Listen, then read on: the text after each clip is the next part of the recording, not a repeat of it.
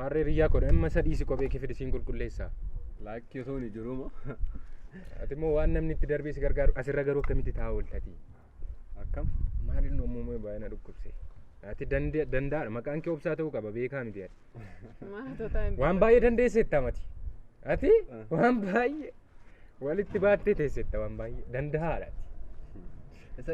Isa dhiisite waa'ee jaallee itti himee jechuun anis amma danda'u itti meera waan si gargaartoo qabaattee itti himee si agargaaru. Isheetti moo maaliif itti himtee ati isheetti? Eeyyama ta'uu nama hin gaafatiin maaliif itti himtu? Maaf itti himta ammati?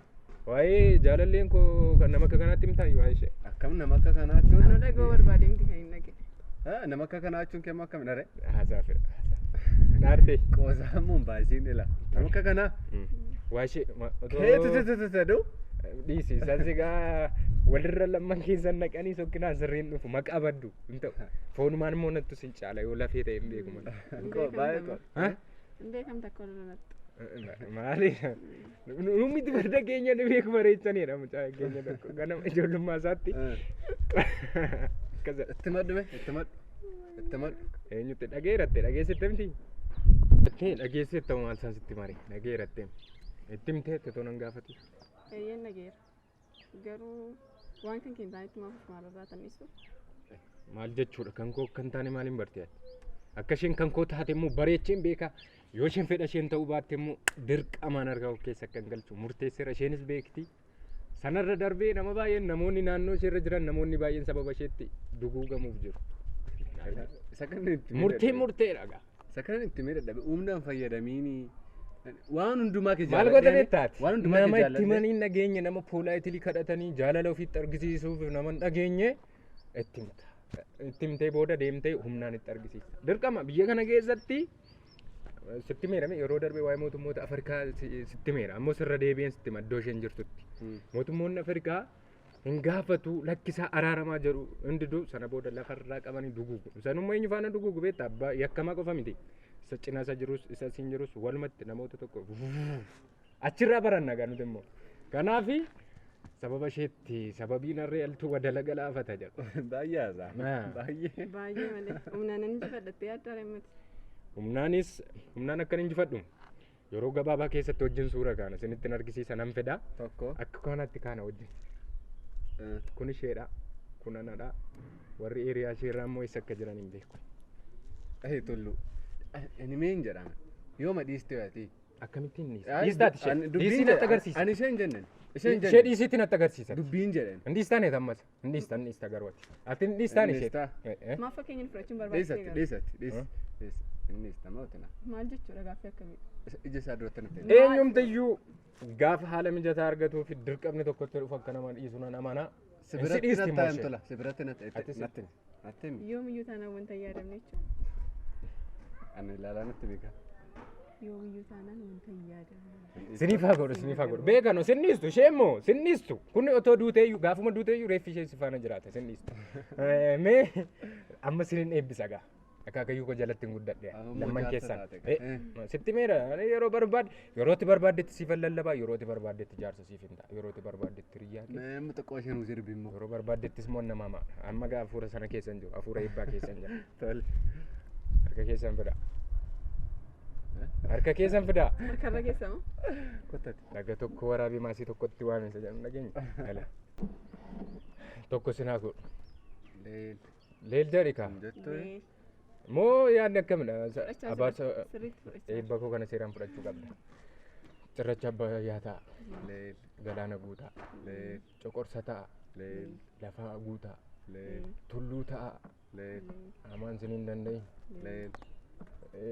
jedhu dabalu horaa dagaaga innis ta'e baay'adha hamtuu famattuu gidduu keessanii haa baasu haa ta'u nagaa ta'a. Mee nagaan oola kana caalaa immoo ani ilma abbaa gadaa. Ilma jaarsaa. Rasinii deebuu immoo. Lakki hamma maanga. Ayyee hawaa gurraacha garaa garbaa leemmoo garaan taliilaa tokkicha maqaan dhibbaa isa nafeetti guutiifi. Ayee tullu. Indeen takaa.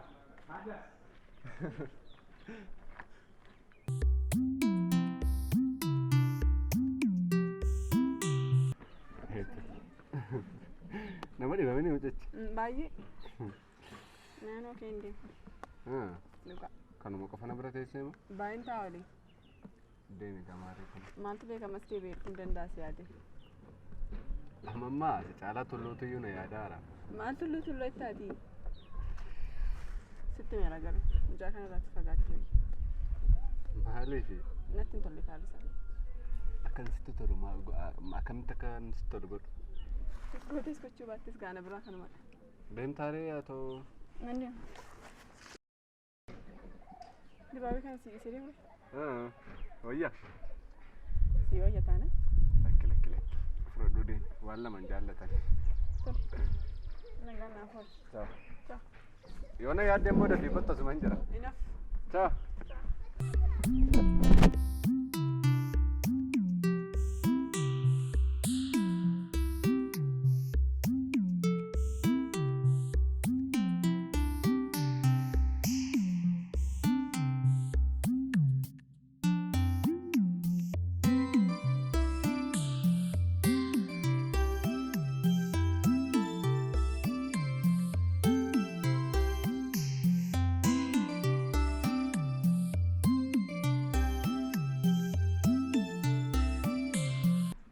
Maalati ba'uuf galuu kootti kan na hordoftu? As kenni meeshiif hin qabarii kamsaan nan simatiin kaati. As galagalii na ilaalime. Dibaabee koottis abbaa Toofiq. Abbaa ta'uu koo otoo hin taane waan jiru siyaasa ofsiisuun dhufe.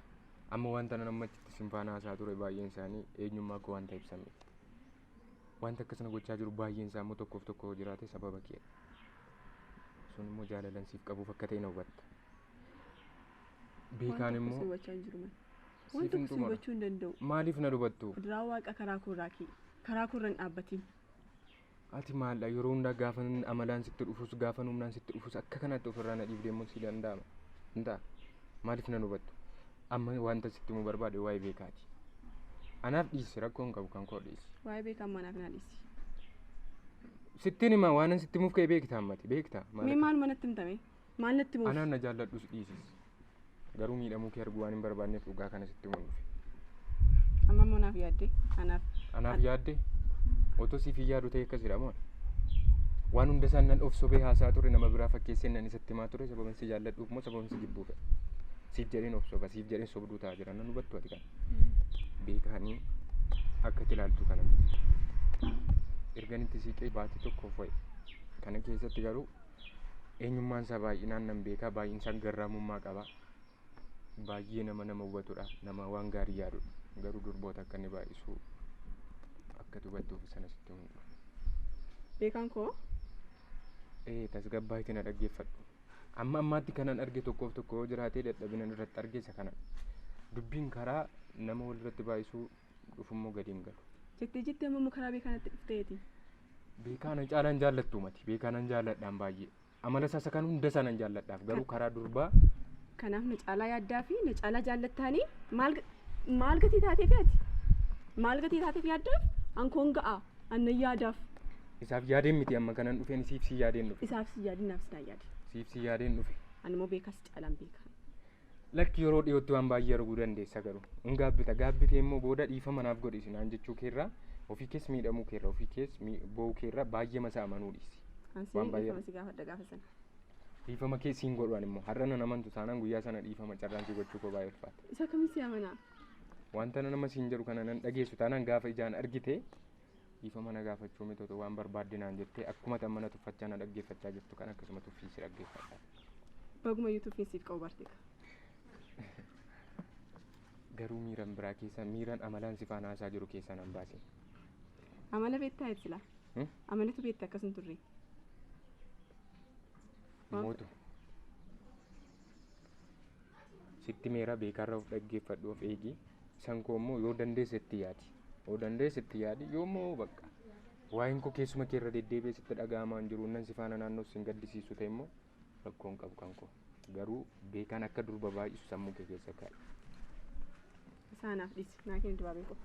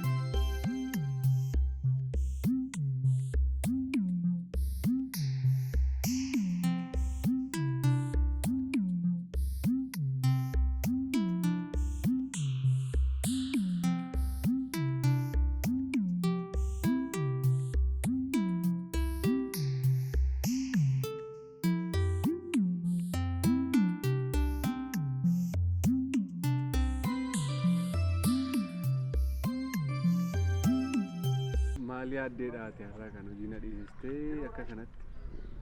Maal taate har'a waan baay'ee si barsiisuun barbaadaa jira waan baay'een si affeera. Sana darbee immoo si qofa akka hin affeerre beekta miti re jaalallee kee ishee sana. Giifti duree kee ishee faanadha. Ishee bilbiltee waamtee deemnee bargarii maalii. Silumaa iddoo sanatti sin arguun dhufeera turte maa isa yaaddeeti. Akkasuma yoo ati achitti na barsiisuu baatte maaliin godhare ati hiriyyaan kee kun jaalallee koora jedhee kaaffee hoteela guddaatti nama waama ati bakkeetti anatu dhufee si argasi fedha kootiin otooti na waamin amma kanaafi galagaltoo miilli mataa hooqa jedhama. Waamuniire? Waaminiiti.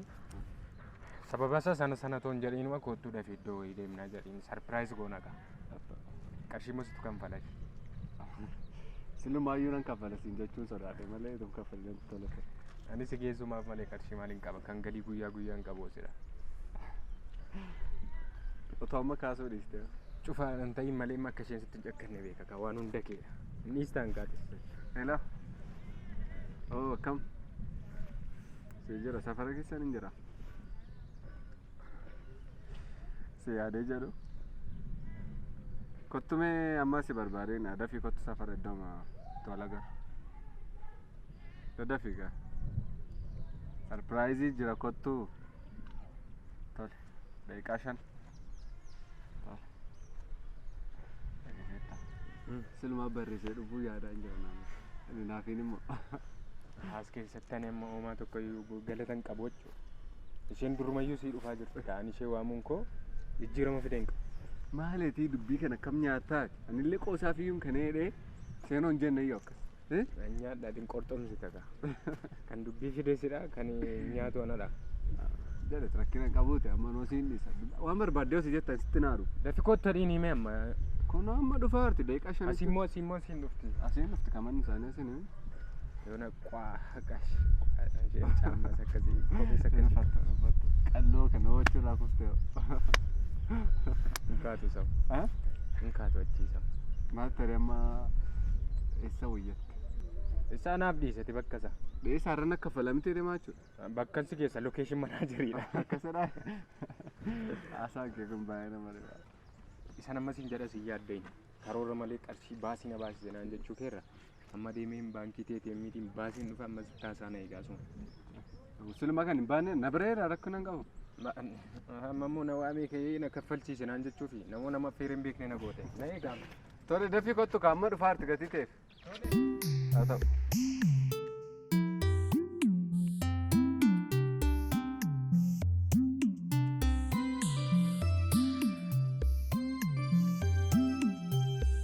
Ture. Natti badaan ture. Wantichuma mijeessuuf ta'e akka milkoofnutti malee waan biraaf miti achuma tureen dhufe akkami qophoofte meeshaa waraanaa sun qophaa'eera. Hunda isaayyuu fixeera dhukaasuuf qopheessiteetti. Hundi isaa akka dubbanneedha. Sirriitti shaakaleeraan hunda isaayyuu dagalgala shaakalaan bule waan ta'eef. Sitta nama na garuu dogoggora tokko sirratti arguun barbaada. Milkaa'uu qabnaa wanta barbaannu harka keenya galfachuu qabna. Gaafachi geessu waan hunda isaa. Kaasofnetti maal ani jalqabuma namootni baay'een naannoo keenya guutan akkas filadhee si waame bara eessaa immoo akkan si waame barattuu tiyaatira gaafa taatu waan hin jirre warra artistoota kun waan hin jirre akka jirutti fiddu waan ta'eef gaafa bira geessu waan hundas akka amansiistutti akka fakkaattutti otoo hin taane akka taatutti si galee hundasaa hin milkoofna waama tokko immoo hin shakkii wanta barbaaddu immoo na bira Tole yaaddeenet hunda isaayyuu anatti dhisi. Akka nam tokko sin beekne moo beeka isaan keessa namuu tokko hin sodaatu. Garuu gurbaan nam beekumte? Maal sin beeku otoo si beeka ta'e ani waan hunda isaa kana mijeesse jalqaba akka qabamuu hin dandeenyetti akka nurratti shakkamuu hin dandeenyetti amma kanarra gadi buutaa xiqqoo ishee akkas jallattee jennaan mucaan ani suura isaa sitti argisiise uffatuma sana uffata poolii jira jechuudha poolii ibsa sana jira dhaabbataara sana booda waan hunda isaa xumurtaa ani sitti amaneera maaliif akka ta'e hin beekuuf caalaa sitti namane. Tole waa'ee koo gadi beektuuf dhagaa. Egaa mee natti agarsiisati immoo sanaa olitti milkeessitee si arguun barbaada. Anatti dhiisisin jedheera. Tole waan irra geessu walii bilbila anis asuma haalichuma mijeessamu daddafiga.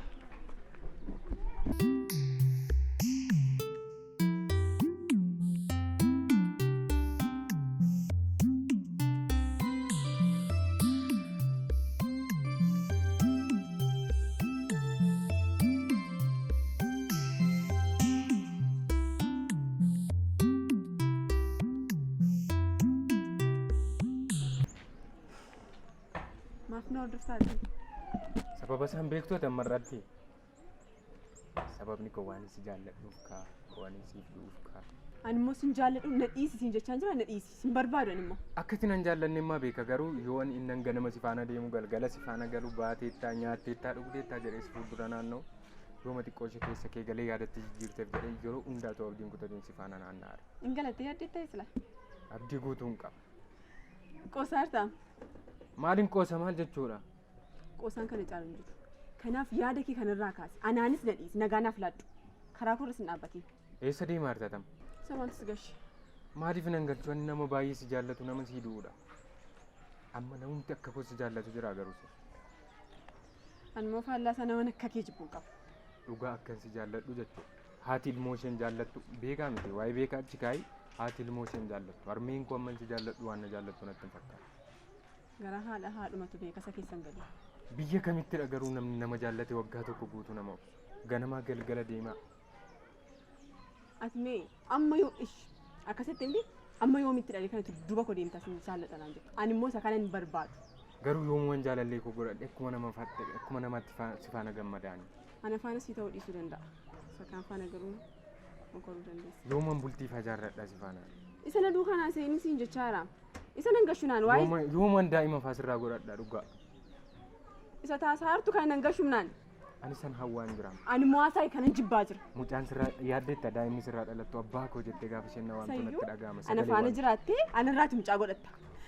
Maal jechuudha? Akkamitti gadi buustee haasaa jirta? Ani nama siif ta'u miti. Ani nama si madaalu miti moo ammuma kanaatti moota? Ani akkas jechaa hin jiru. Ani si faana jiraachuu hin danda'u. Si faana jaalallee walii ta'uu hin danda'u si jechaa hin jiru.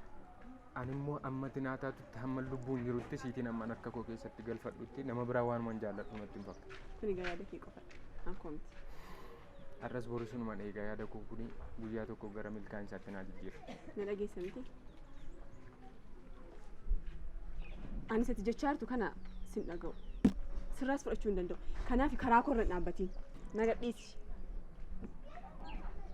Karaa korra hin dhaabbatiin sin jedheera karaa korra hin dhaabbatiin. Na dhageessetta miti? Amma beekaa bira deemaa jirta miti? Eeyyee.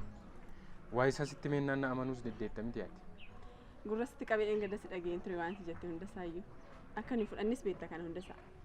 Gaafa kam akkati fudhattu immoo nan beeka nan eegammayyuu numa argatta. Beekaan baay'ee naaf amanama. Anis akkasuma baay'een jaalladhaan baay'ee na jaallata. Tole haasaa kana jijjiirreetu. Inni sanaafis hiriyyaa koodha miti hiriyaanis biraan deema si faana. Sana booda bakka dhimma qoonna. Wajjinuma deemna kan mallee naaf hin eeyyamtu. Akkasumas afaan deemtee illee natti tola. Kana sinna diddaa. Akkasitti hin tolle maa beeku.